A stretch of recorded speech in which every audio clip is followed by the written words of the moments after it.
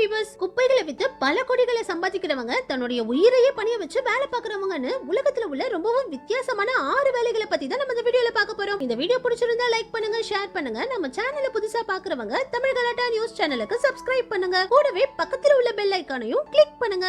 நம்ம முதல்ல பார்க்க போறது ரீசைக்ளிங் ஜீன்ஸ். பாகிஸ்தான்ல இருக்கிற அலி ஜாயின்ங்கிற இவருதான் குப்பைகள்ல கிடக்கிற பழைய துணிமணிகள் எல்லாம் எடுத்து பல கோடிகளை சம்பாதிச்சிட்டு இருக்காரு. இவங்க 2 வகையில ரீசைக்ளிங் பண்றாங்க. முதல்ல இந்த மாதிரி பழைய ஜீன்ஸ் பேண்ட்கள் எல்லாம் எடுத்து அதை நல்லா கழுவி அதுக்கப்புறம் அந்த ஜீன்ஸ் பேண்ட்களை பீஸ் பீஸா கட் பண்ணி அது கூட கொஞ்சம் வர்ஜின் காட்டன்களை சேர்த்து அதை வச்சு மறுபடியும் புது ஃபேடட் ஜீன்ஸ் பேண்ட்களை தயாரிச்சு விக்கிறாங்க. இந்த கம்பெனில மட்டும் ஒரு வருஷத்துக்கு 10 லட்சத்துக்கும் அதிகமான ரீசைக்ளிங் ஜீன்ஸ் பேண்ட்களை தயாரிச்சு அமெரிக்கால இருந்து நம்ம இந்தியா வரைக்கும் 20க்கும் அதிகமான நாடுகளுக்கு ஏற்றுமதி பண்றாங்க. இது மட்டும் இல்லாம இதே கம்பெனில பழைய துணிகளை எல்லாம் நல்லா கழுவி கிளீன் பண்ணி அதுல இருக்கிற ஓட்டைகள் எல்லாம் தச்சு அந்த டிரெஸ்களை யுகாண்டா, ஆப்பிரிக்கா போன்ற ஏழை நாடுகளுக்கு ஏற்றுமதி பண்றாங்க. அங்க உள்ள மக்கள் இந்த மாதிரி ரீசைக்ளிங் துணிகளை தான் அதிகமா வாங்கி பயன்படுத்துறாங்க. இதனால இந்த கம்பெனி ஒவ்வொரு வருஷமும் பல கோடிகளை சம்பாதிச்சிட்டு இருக்காங்க. ஆனா இன்னொரு பக்கம் இந்த கம்பெனில இருந்து வெளியாகிற கழிவு நீரால பாகிஸ்தான் ஃபசலாபாத்ல உள்ள ஏரி குளங்கள்ல உள்ள தண்ணி எல்லாம் கெட்டு போய்கிட்டே இருக்குன்னு இந்த கம்பெனியை மூட சொல்லி மக்கள் போராடிட்டு இருக்காங்க. அடுத்தது சீ ஃப்ளோர் மெட்டல்ஸ். கனடால இருக்கிற ஜெராட் பெரோன்ங்கிற இவருதான் கடலுக்கடியில இருந்து இந்த பிளாக் மெட்டல்ஸ் எடுக்கிறாரு. இத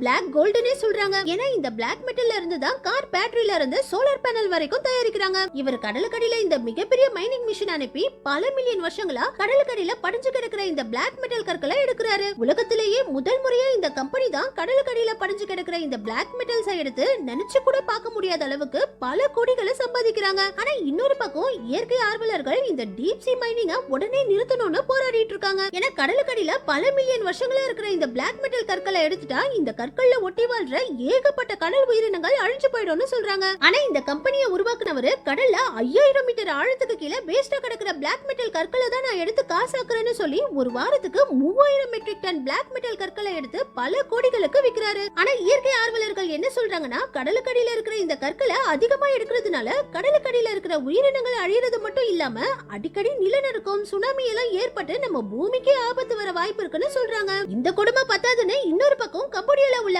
ஆறுகள், ஏரிகள், குளங்கள்ல இருந்து மண்ணை எடுத்துட்டு போய் வித்து நிறைய நிறுவனங்கள் பல கோடிகளை சம்பாதிச்சிட்டு இருக்காங்க. 2008ல இருந்து 2016 வரைக்கும் கம்போடியால இருந்து 5 மில்லியனுக்கு வாங்கின மண்ணை சிங்கப்பூர்ல $775 மில்லியன் வித்து கொள்ள லாபம் சம்பாதிச்சிருக்காங்க. சிங்கப்பூர், துபாய் போன்ற சின்ன நாடுகள் இந்த மண்ணுகளை வாங்கி கடலுக்கு நடுவுல தீவுகளை கட்டுறாங்க. ஆனா இன்னொரு பக்கம் கம்போடியால உள்ள மக்கள் அவங்களுடைய அன்றாட வாழ்க்கையை இழந்து மீனும் கிடைக்காம தண்ணியும் சுத்தம் இல்லாம போய் நிலச்சரிவும் ஏற்பட்டு வாழவே கஷ்டப்பட்டு இருக்காங்க. மண்ணை எடுத்து வெளிநாட்டுக்கு விற்க கூடாதுன்னு போராடின மக்களையும் போலீஸை அடிச்சு கொடுமைப்படுத்தி இருக்காங்க. இந்த மாதிரி கடலையும் ஆறுகளையும் அழிச்சு பல கோடிகளை சம்பாதிக்கிறவங்கள பத்தி நீங்க என்ன நினைக்கிறீங்கன்னு கமெண்ட்ஸ்ல சொல்லுங்க. அடுத்தது காக்டஸ் பக்ஸ். நம்ம சாப்பிடுற சாக்லேட்ல இருந்து ஸ்ட்ராபெரி, யோகர்ட், லிப்ஸ்டிக்னு எல்லாத்தையுமே இந்த காக்டஸ் பூச்சில இருந்து தான் தயாரிக்கிறாங்க. மெக்சிகோல தான் இந்த ஒரு மிகப்பெரிய தொழில பல வருஷங்களா செஞ்சுட்டு இருக்காங்க. இந்த கொச்சினேல் பூச்சிகள் சப்பாத்தி களி செடிகள்ல தான் அதிகமா வாழுதுங்க. இதனால இங்க உள்ள மக்கள் இந்த சப்பாத்தி களி செடிகளை இந்த மாதிரி தொங்க விட்டு இந்த கொச்சினேல் பூச்சிகளை வளர்க்கறாங்க. 4 மாசத்துல இந்த பூச்சிகள் முழுமையா வளர்ந்துடுமா. அதுக்கப்புறம் இந்த பூச்சிகளை எடுத்து அரைச்சு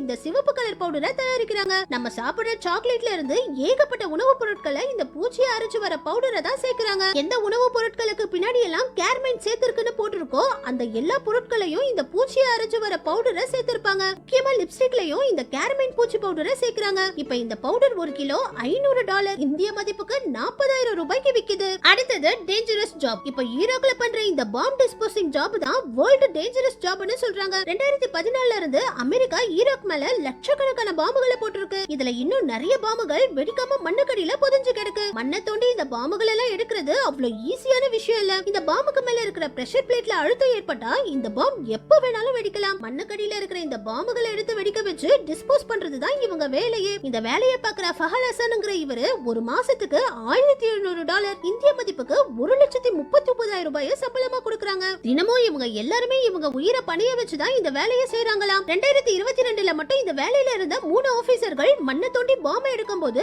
பாம்பு வெடிச்சு இறந்து போயிருக்காங்க. இதே மாதிரி புளோரிடால இருக்கிற இவங்க பாம்புகளை பிடிக்கிற ஆபத்தான வேலைகளை செய்யறாங்க. இவங்க இந்த பாம்புகளை பிடிச்சு இந்த பாம்போடைய தோலை வித்து பணம் சம்பாதிக்கிறாங்க. புளோரிடா கவர்மெண்டே பாம்புகளை பிடிக்க அனுமதி கொடுத்திருக்கிறதுனால இங்க உள்ள மக்கள் இத ஒரு பிசினஸாவே செய்யறாங்க. ரீசெண்டா கூட நம்ம தமிழ்நாட்டை சேர்ந்த வடிவேலு கோபால் மாசி சடையனுங்கிற இவங்க இவங்க 2 பேருக்கும் புளோரிடால போய் ஆபத்தான பாம்புகளை பிடிச்சதுக்காக பத்மஸ்ரீ விருதை கொடுத்தாங்க. அந்த அளவுக்கு புளோரிடால உள்ள மக்கள் பாம்புகளை பிடிச்சு அதோட தோலை வித்தே பணம் சம்பாதிக்கிறாங்க. அடுத்தது டயர் ரீசைக்கிள். எகிப்துல மட்டுமே 50 மில்லியனுக்கும் அதிகமான பழைய டயர்களை இந்த கிராவியார்ட்ல குமிச்சு வச்சிருக்காங்க. எகிப்தோட முக்கியமான சுற்றுலா தலமான பிரமிட் இருக்கிற இடத்துல இருந்து சில மைல் தூரத்துல தான் இந்த டயர்களை குமிச்சு வச்சிருக்காங்க. இத ஸ்பேஸ்ல இருந்து பார்த்தா கூட தெரியற அளவுக்கு மிகப்பெரிய கிராவியார்டாம். பொதுவா டயர்கள்ல ரப்பர், கார்போ பிளாக், மெட்டல் வயர்களும் இருக்கும். இதனால இவங்க இந்த டயர்களை நெருப்புல எரிச்சு கார்பன் சார்கோல் பவுடர் எடுத்து விக்கிறாங்க. இதுக்கப்புறம் மீதி இருக்கிற மெட்டல் வயர்களையும் ரீசைக்ளிங் பண்ணி காசு சம்பாதிக்கிறாங்க. ஆனா எகிப்துல உள்ள மக்கள் இந்த டயர் கிராவியார்ட் வெயில் காலங்கள்ல அடிக்கடி தீப்பிடிச்சு நிறைய பாதிப்புகளை ஏற்படுத்துதுன்னு இந்த கிராவியார்ட மூட சொல்லி ஒரு பக்கம் போராடிட்டு இருக்காங்க.